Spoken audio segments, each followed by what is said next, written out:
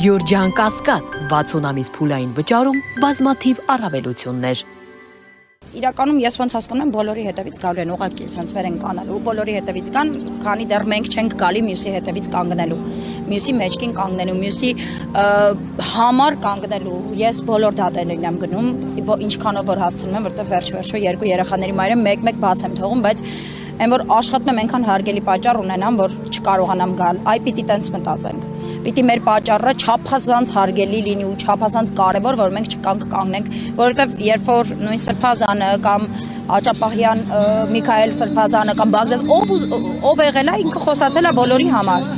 Եթե այստեղ ձերբակալված լինեին ու դատարանը գնար, չգիտեմ, ուղղակի նրա համար, որ օրինակ, չգիտեմ, Բաղդադ Սրբազանը հանցանք է գործել կամ նույն 17 արդարանները ինչ որ իրենց անձի համար են ինչ որ մի բան արել, օգուտ միայն իրենց, միգուցե ես այստեղ կանգնած չլինեի, միգուցե միայն բարեկամները լինեին, բայց ես որպես հայ ուրիշ տեղ չեմ տեսնում հիմա ինձ։ Ես տեսնում եմ այստեղ, որովհետև գիտեք,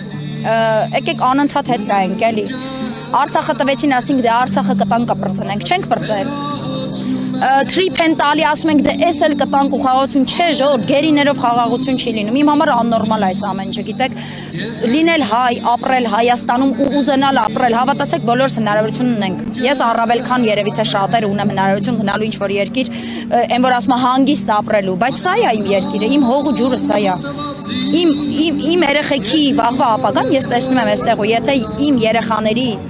եկեղեցու վրա այսօր արշավանք ա գնում, ես չեմ կարող լռել, որովհետև երեք որ հարսանիք չկայացավ, որովհետև չկար հոգևորական այդ տեղում, վաղը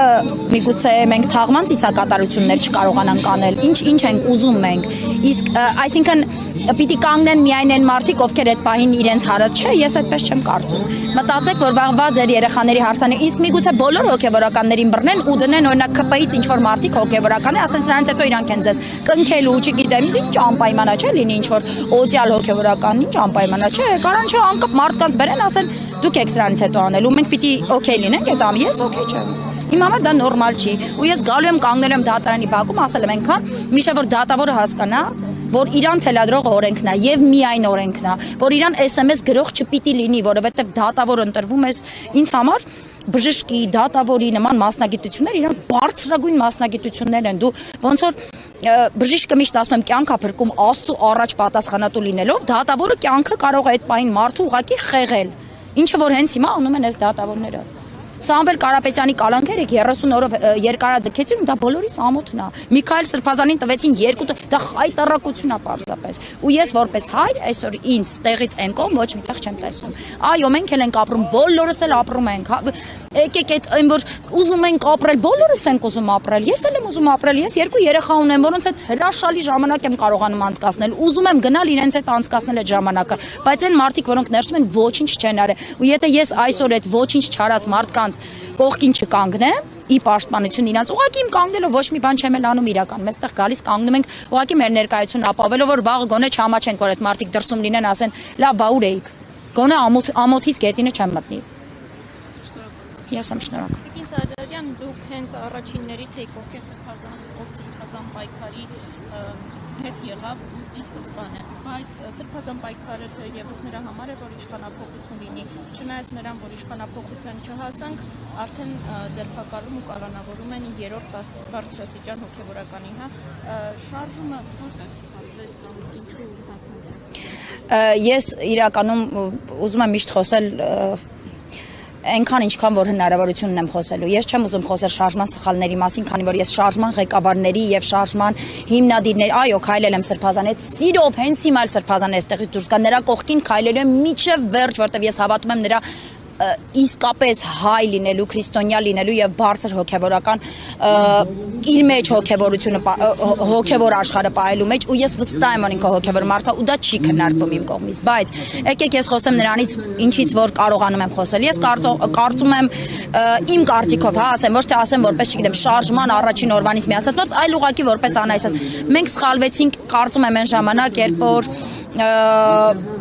թույլ տվեցինք մեզ ասել, որ շատ ենք լավ արդեն, չէ, մենք պիտի միշտ մտածենք, որ շատ ենք, էլ ավելի պիտի շատանանք, ես կարծում եմ,